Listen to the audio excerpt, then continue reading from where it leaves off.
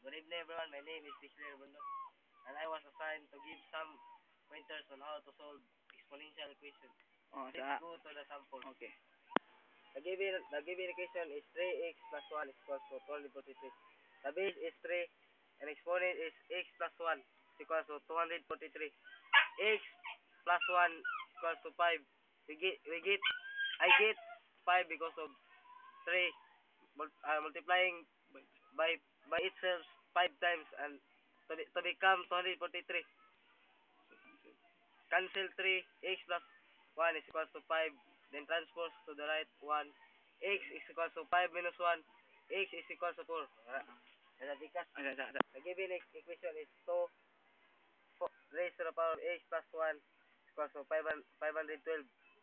The base is 2, exponent is 4, x plus 1 equals to 512.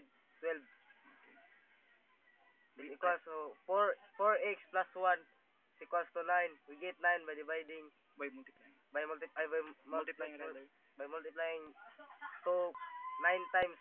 Into 9 That's times. why I get 512. Okay. I cancel 2 is equals to 4x plus 1 is equals to 9. Transpose 1 to the right side. 4 of the equation. 4x is equals to 9 minus 1. 4x over 4 is equals to 8 over 4. Cancel 4. 4 x is equals to dividing 4.